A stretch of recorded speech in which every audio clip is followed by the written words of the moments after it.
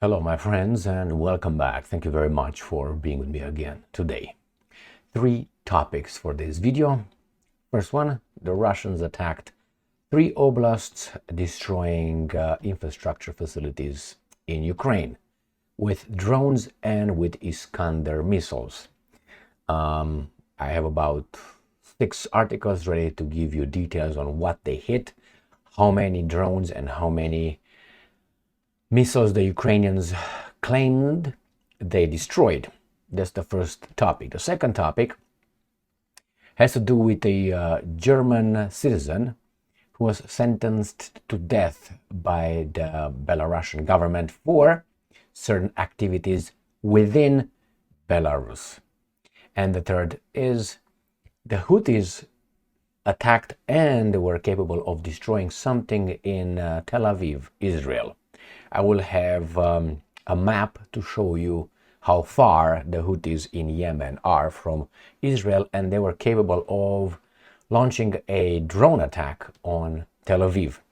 The Israel's response is they will, well, I don't know if the Israelis will do that or the bully boy will do it for Israel. You know what I mean, right? Yes. If you don't, then listen to what I have to say here and you're going to figure out. So let's start with this first article coming from, let me put my goggles on, the New Voice of Ukraine. Russian army launches Shahed attack on energy infrastructure facility in Chernihiv Oblast. So this is the first one, Chernihiv Oblast. This is the map of Ukraine and whatever is left of it. Chernihiv is this oblast here, Chernigov. This is a Russian map, so all the names will be in Russian or Russified. So Chernigov is the Russian term. The other guys are Chernihiv, the Ukrainians. So the Russians attacked right here. That's one. There will be 3 oblasts. So let's go and see what else these guys have to say. Emergency services are currently working at the site and emergency repair work is underway. The Russian troops attacked an energy infrastructure facility in Konotop district of Sumy Oblast with a drone. The press service of regional military administration reported. So now they say Sumy as well. Sumy is right here. So this is Chernihiv, Chernigov, Sumy, the same thing for both Russians and Ukrainians. An air raid alert was declared in the northern regions of Ukraine in the early hours of July 20th, today, Saturday. Due to an drone attack, explosions were heard, including Kiev. Again, they destroyed everything and only the shrapnel fell and destroyed the facilities. That's how it's going. So this is one. Let's go to the next article. This is from MENA FN, which is Ukrinform. Night drone attack. Russians strike at energy facilities in 3 regions. It says on the night of July 20th, Russian drones attacked the facilities of the electricity transmission system operator in Poltava, Sumy, and Chernihiv. There I have Poltava is right here, Sumy is right here, Chernihiv is right. So in this area, the energy facilities they attacked. According to Ukrinform, Ukrenergo reported this on Facebook. Industrial and in residential consumers in certain districts of the Poltava-Chernihiv regions were cut off from electricity. So they were successful, the evil Russians, right? Right. All right, let's move to the next article. Russian drone attack cuts power, water to thousands in Poltava Oblast. This is according to the New Voice of Ukraine. Almost 4,000 people remained without power and 700 others without running water in the Poltava district. So that's bad. Earlier in the day, Ukrainian Air Force Commander Mykola Oleshchuk reported the interception of 12 Shahed one-way attack drones which had been launched from Russia's Kursk Oblast. So the Russians launched from this oblast on this region right here. So close by, right? In addition to drones, Russia fired 3 Iskander-M ground-launched ballistic missiles from Voronezh Oblast and 1 Iskander-K cruise missile at Ukraine. All right, well, Voronezh as well. Air raids alerts were declared in Kharkiv, Poltava, Sumy, Chernihiv, and Kiev Oblast. Voronezh is right here. So the Iskander M's were launched from here, and the drones were launched from Kursk. This is the Iskander M's, this is the drones, and this is the area affected. All right, let's Russian drones targeted infrastructure facilities in Sumy and Chernihiv Oblast. Next article. The new voice of Ukraine. Ukrainian forces intercept 12 Russian drones in overnight attacks. So again, they say they fired 3 Iskander M, and then from Voronezh, and 1 Iskander cruise missile at Ukraine. The same information here, nothing extraordinary extra. Let's go to the last article regarding this topic. Ukrainska Pravda, this is the evidence right there. You see the drones downed? That's the evidence. And here you just read the written. All right. Russia attacks Ukraine with 4 Iskander missiles and 16 Shahed UAVs. 13 drones destroyed. And those, you see, 13 drones destroyed out of 16. And what do we have here? And we have here energy facilities in 3 regions, and we have 400 blah blah blah. Where was that at? In which one was it? They destroyed, and right here almost 4,000 people remain without power, 700. But hey, those 3 drones, it seems like did a lot of damage. That's why I don't believe squat. Ukrainian air defenses units shot down 13 out of 17 drones, and none of the 4 missiles launched by Russia on the night. What's this? Ukrainian Air Force units shot down 13 of the 17 drones, and none of the 4 missiles launched by Russia. None. Didn't the guy that said they destroyed I read it wrong. Oh, they launched, they just say ballistic missiles. In addition to the dome, okay, they didn't down anything. Let's see what these guys are saying here. All right, in addition, okay, so they were the missiles. So they just downed the Shahed drones, but not the Iskander. So they had decency on this one, I would say. So 17 launched, then 13 were downed, and 4 Iskanders were launched, and none were intercepted. In Poltava, Chernihiv, and Sumy Oblast, Kiev was also heard some noises and explosions. Where are the Patriots? If there are any left. So this is the first topic. Let's go to the next topic, and this is concerning for one country in particular. War zone. Intel says Russia looking to arm Houthis with anti-ship missiles. Right, so this would be part of the down here, this article. So the Houthis that struck deep into Israel with an Iranian-made attack drone, likely upgraded for longer range strikes. So not only that, the Iranians, but the Russians are doing, supposedly with the intel that we all trust, are doing what the Americans are doing in Ukraine. So should be fair game, no? No, why? Because we're good and they're bad. Russia might arm Yemen's Houthi rebels with advanced anti-ship missiles in response to Ukraine's use of American weapons on its territory. Remember, when you hear the media, the operators, the system operators, which are the so-called mainstream media, the corporate media, saying that, oh, the Houthis use the Russian missiles. Yes, the cat is coming. What's wrong? Where are you? Anyway. So when you're going to hear that, now you know who did it. And if you say, yeah, but because the Russians attacked Ukraine, you're going to look back again at 2016 and you're going to find out who organized the coup in the neutral country of Ukraine. And if you want to go, yeah, but because the Russians are bad, you go back, okay, to 2008. Where are you? Meow, meow. Come over. Red Rover. When you're going to hear that, you go to 2008 when George W. Bush in the summit in Bucharest, NATO summit, said, well, Georgia and Ukraine will become NATO member states one day. No, you can't, because Ukraine in 1994, in the Budapest Memorandum, they signed neutrality. So you see, everything goes back. And then if you want to go even worse or back in time, you go to 1991, the promise of NATO to the naive Soviet leaders and Russians, obviously, that, hey, no inch eastward of NATO expansion. So lies, lies, lies. So you're going to see who was the one who always pushed and the other guys reacted. Oh, wait, the Russians deployed missiles in Belarus, right? And will be in Kaliningrad. Well, who did first? Who did it first in Europe? Again, the Americans. Wherever you see this, and this is something that it's in the art of war. Always, almost always react. You see the opponent's movement and then you adjust.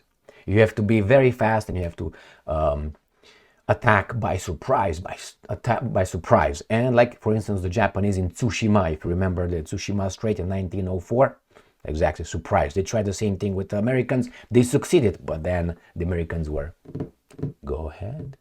And they did the same with Ukraine. Go ahead, and now they get a bloody nose.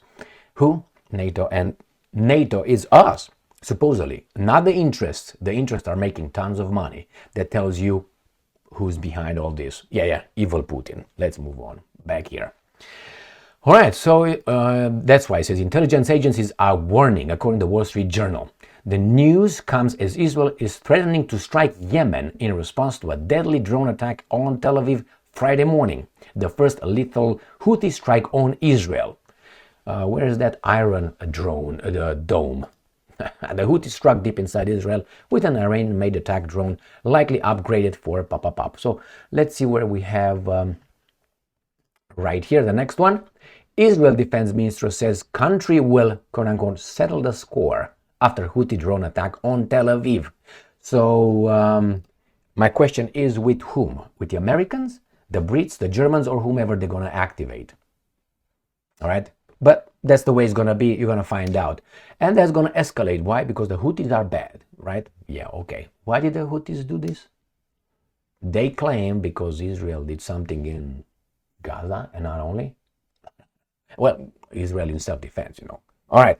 And we have a map, so we're going to show you how far these guys hit the target.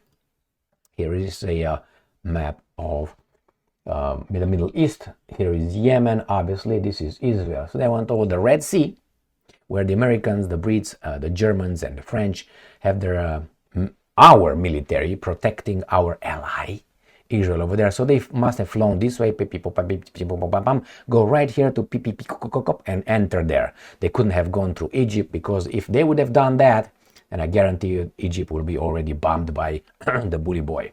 Just kidding, but you're gonna get there. So they must have gone through this little Gulf of Aqaba. Couldn't go over Saudi Arabia either. Couldn't go around that either, over Iraq. So most likely this way. This is how the story goes. Now let's go to the next article. And this is, or then the next topic, coming from Bay C. And here we have it. Belarus sentences German medic, he's just a medic, to death, activists say. Well, so they sentence a medic. What did the medic do? Well, just help and save lives, correct? Correct. Whenever you hear the Western mass media telling you that some rights group said this, always look to see who is that and who are they affiliated with and where they get their money from. That's just an ABC 1, 2, 3 advice in life. When someone shows up and tells you that he works for an NGO or something like this, find out who is that person, look at his bio, look at his childhood, right? Because that's very important. If I, born in Romania, right, I get to be, let's say, the Secretary of State of the United States of America. And let's say tomorrow, Romania, I'm a US citizen, right? Romania gets in a war with, let's say, Hungary. And what do you think my decisions will be? A little bit skewed to one direction. You think so? I'm just saying, I'm a human being. I will try to be as impartial not impartial actually. I'll be very interested in the American interests only. But don't you think that me or I being born over there will not play any role? Let's say I'm married with a Romanian. Let's say I'm French. Do you think that they will not play into this? So always look at the past, at the early childhood, look at the education, look at the employers, look at their ascendants, and see how fast they got. What kind of doors were open and how fast. If you hear a 28-year-old kid, let's put it this way, being, I don't know, working for an embassy somewhere in Moscow, that should be a big, and so on. Why? Why do you think? Have you been through life? Have you been around the building a few times? you realize these kind of fantastic stories are just told to us, telling us that you can. No, you can't. Why? Because of the limited space and time. But nevertheless, so again, who is this guy? We're going to find out from the BBC and then Agence France Presse. I'm not saying he's guilty of anything because I don't know. But first, when BBC tells me, he's going to tell me that he was a choir boy not doing anything, and the Belarusians are bad because, Lukashenko is bad. Or we already know that, but they told us already. So if they told us, must be true. Here it is. You're going to find out details. Now, this is BBC. This is what it says here. A court in Belarus has sentenced a German medic to death after he was found guilty of charges related to terrorism and mercenary activity, rights activists have said. So, Rico Krieger from Krieg means war in German. Okay, Rico the fighter, the warrior, 30, was convicted of 6 crimes in the closed trial in June. Vyasna, one of Belarus' top activist organizations, said in a statement. The group said he now faced execution by firing squad. What prompted the charges remains unclear, and the country's state news agency carried no further details about the allegations in this report. Belarus, like the Americans, so is good, right, is the last country in Europe where the death penalty is still carried out. You see how these guys formulated this? Is the last country, not the first one, is the last because it's a bad thing. It says it's not the only, the last. That means it needs to move and change. It reserves a sentence for serious crimes including treason. Well, I think I'm for treason. That should be, we're going to send you, like the Russians sent that Polish guy who became Tsar, if I remember, of Russia for about, a month or something. Remember how they did it? They took him, they cut him into pieces, they put him in a big cannon, stuffed the cannon with these guys' parts, and then, God damn it, bring it up. And they sent the Polish guy towards Poland, right? So it was just symbolic, obviously, because they spread. So maybe this should be done with the guys who are, let's say in 2014 in Ukraine, conducted a treasonous act of overthrowing an legitimate, democratically elected government of Ukraine, which was Viktor Yanukovych. They should have done the same thing with the traitors. You overthrow with a bloody conflict, you are a traitor because you were helped maybe by outside agencies. So once these guys are going to catch them, maybe they're going to remember how the Russians did it symbolically. So yes, I'm all for treason being punished if really it's treason, and go through a court of law and so on. Now, I don't know exactly how these proceedings were occurred, but nevertheless, is the last country. But hey, it's fantastic. You know what? Because we know that United States of America, and for good reason, is the best country in the world. So if it's the best country in the world, must be true. Must be good with Belarus.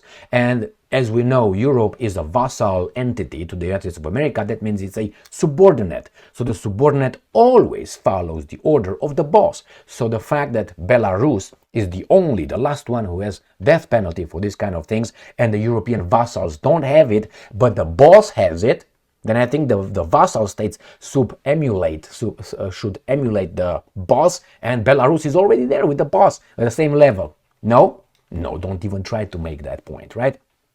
Now let's see what else these guys are saying, because I'm going to give you more information right here. And pay attention. It says it marked the first time someone had been tried in Belarus for mercenary activities. Of course, Vyasna said that Mr. Krieger's alleged crimes include mercenary work, espionage, terrorism, creating an extremist group, illegal operations with firearms and explosive. I don't have the evidence. I don't know who tells the truth.